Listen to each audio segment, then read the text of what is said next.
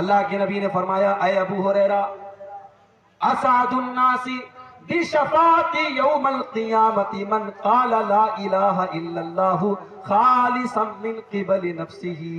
اے ابو ہریرہ کل قیامت کے دن وہ خوش نصیب انسان جس کو میری شفاعت ملے گی یہ وہ انسان ہوگا جس نے دل سے لا الہ الا اللہ کہا ہوگا, جو توحید پر رہا ہوگا, جس نے اپنے آپ کو شرک سے بچایا ہوگا, جو شرک کے بغیر دنیا سے گیا ہوگا. تو مشرک کو میرے بھائی نبی کا دامن بھی نصیب نہیں ہے. مگر آج کا مسلمان کیا کر رہا ہے؟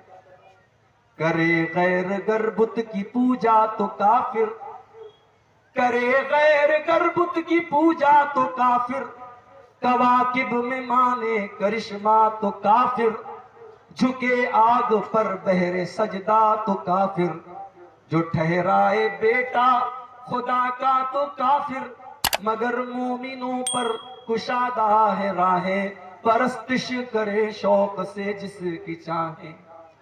نبی کو جو چاہے خدا کر دکھائیں, اماموں کا رتبہ نبی سے بڑھائیں, مزاروں پہ جا جا کے نظریں چڑھائیں, شہیدوں سے جا جا کے مانگے دعائیں. نہ توحید میں کچھ فرق اس سے آوے, نہ اسلام بگڑے نہ ایمان جاوے. یہ ایمان کیسا ایمان ہے میرے بھائی؟ کہ آج مسلمان مزاروں پہ جا کے سجدہ کر رہے ہیں. یہ مہینہ آیا ربیع الثانی کا, اس مہینے میں بڑے پیر صاحب کے نام کا بکرا ذبح ہوتا ہے, ان کے نام کی 11ویں ہوتی ہے.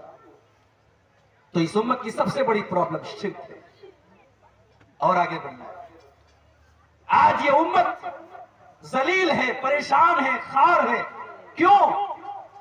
کیونکہ اس امت نے اپنے آپ کو قرآن سے دور کر دیا.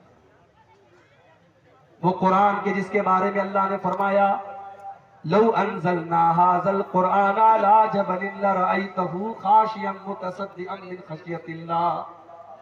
اگر ہم نے اس قرآن کو کسی پہاڑ کے اوپر بھی اتارا ہوتا تو پہاڑ بھی اللہ کے خوف سے چور چور ہو جاتا.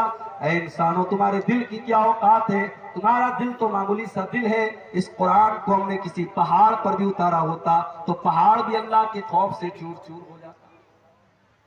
آج قرآن پڑھا جا رہا ہے, ہمارے دل کے اوپر کوئی اثر نہیں ہو رہا. یہاں تو قرآن پڑھا جاتا تھا, اللہ کے پیارے نبی جب نماز میں قرآن پڑھتے تھے صحابہ رونے لگتے تھے.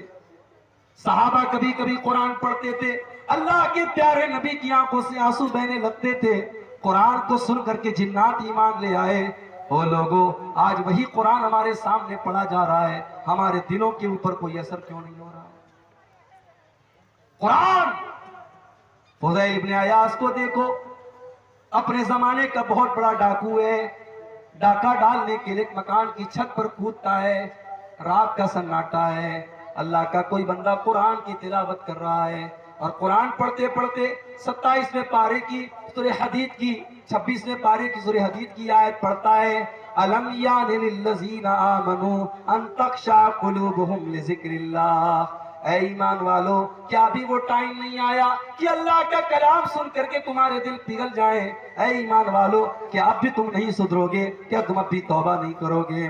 جب فضیل ابن عیاض کے کانوں میں قرآن کی یہ آیت پڑھی, فضیل ابن عیاض نے فوراً اللہ کی بارگاہ میں توبہ کی اور کہا کہ اے اللہ, وہ سمے آ چکا ہے, وہ وقت آ چکا ہے. اے اللہ, میں تیری بارگاہ میں سچی توبہ کرتا ہوں. اور اس دن کے بعد سے فضیل ابن عیاض نے ڈاکہ ڈالنا بند کر دیا, اور اتنے بڑے عابد بن گئے کہ اپنے زمانے کے سب سے بڑے اللہ والوں میں ان کا شمار ہونے لگا, اور کھانے کعبہ کا 24 گھنٹے کھانے کعبہ کے پاس وہ زندگی گزارنے لگے. قرآن کی ایک آیت دل کی دنیا بدل دیتی. مگر ہمارا نوجوان, اس بیچارے کو تو گانے میں مزہ آتا ہے, اس کو میوزک میں مزہ آتا ہے. وہ ایئر فون لگا کر کے کانوں میں بائک بھی چلا رہا ہے تو گانا سن رہا ہے, کار میں بیٹھا ہے تو کار میں بھی گانا بجا رہا ہے, اس کو میوزک میں سکون ملتا ہے. الا بذکر اللہ تطمئن القلوب, میرے بندو تم اللہ کو یاد کیا کرو، اللہ کا ذکر کیا کرو، اللہ کے ذکر سے دلوں کو سکون ملتا ہے، اور جس دل کو گانے سے سکون ملے، جس دل کو میوزک سے سکون ملے، سمجھ جاؤ کہ وہ دل مردہ ہو چکا ہے، اس دل کی جنازے کی نماز پڑھ لو، وہ دل مردہ ہو چکا ہے۔ دل اگر زندہ ہے تو اس کو قرآن کے ذریعے سکون ملے۔ آج ہمارا نوجوان قرآن نہیں پڑھتا، قرآن نہیں سنتا۔ کسی اچھے قاری کی آواز میں قرآن پڑھو، کبھی یوٹیوب کھولو، اس پہ لکھو سورہ مریم شیخ سعود الشرین کی آواز، سورہ مریم شیخ سدیس کی آواز، سورہ رحمان شیخ معیقلی کی آواز، شیخ منشاوی کی آواز میں سورہ مریم۔ کسی اچھے قاری کی آواز میں آپ قرآن کی تلاوت سنو میرے بھائی، اللہ کی قسم آپ کا دل پاک پاک ہوگا، آپ کی روح سرشار ہو جائے گا۔ اللہ کے کلام میں آج بھی وہ کشش ہے، وہ اٹریکشن ہے، مگر ہم نے قرآن کو تبرک کی کتاب کر دی۔ قرآن کی ضرورت کب پڑتی ہے؟ بھائی بھائی میں جھگڑا ہوا، چلو قرآن اٹھاؤ قسم کھانے۔ قرآن کی ضرورت کب پڑتی ہے؟ قرآن کو چومنے کے۔ قرآن کی ضرورت کب پڑتی ہے؟ قرآن کو پڑھ کر کے کسی کو دم کرنے کے۔ نہیں میرے بھائی، قرآن کا یہ سارا مقصد بعد میں ہے۔ قرآن کا سب سے بڑا مقصد ہے قرآن کو پڑھا جائے، قرآن کو سمجھا جائے، قرآن پر غور کیا جائے اور قرآن پر عمل کیا جائے۔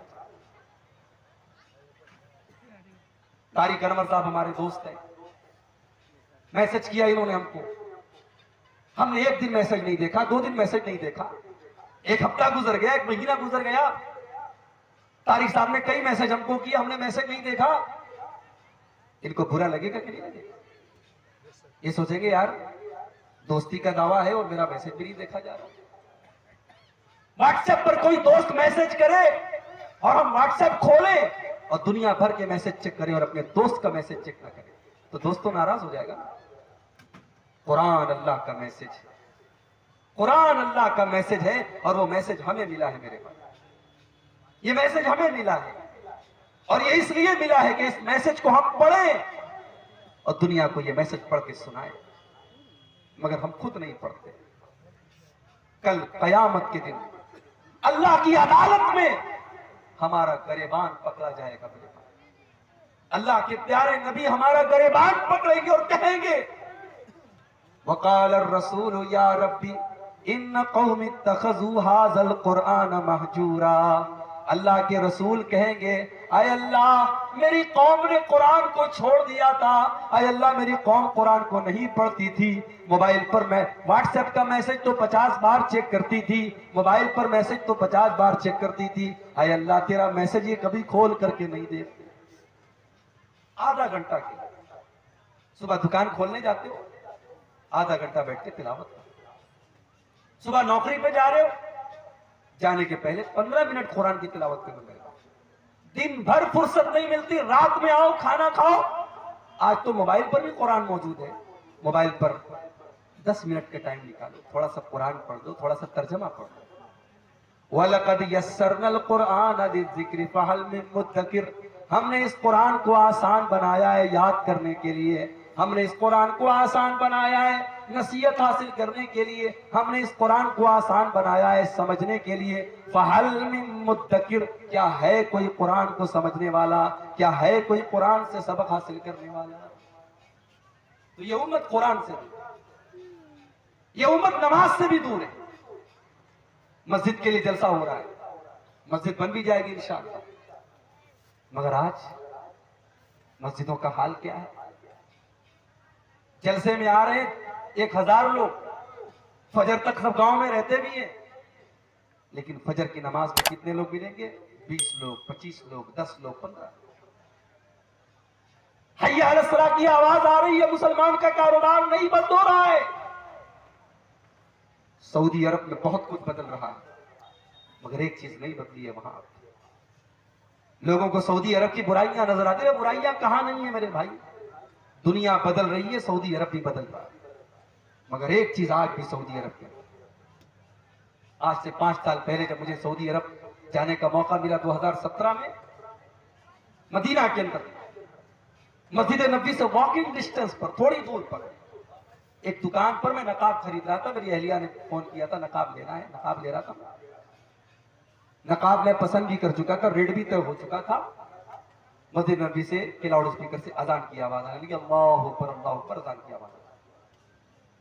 دکاندار نے فوراً کہا بھائی صاحب نماز کے بعد.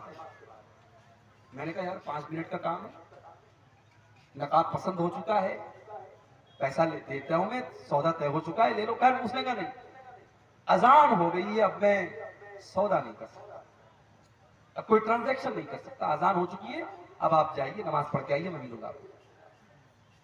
اللہ کی قسم میرا دل پاک پاک، مجھے لگا کہ اسلام ابھی زندہ ہے، ایمان ابھی زندہ ہے. یہی ہونا چاہیے میرے بھائی. آپ کی تجارت، آپ کا کاروبار، آپ کی دکان، آپ کی بزنس اللہ کے ذکر سے بڑا نہیں ہے، نماز سے بڑا نہیں.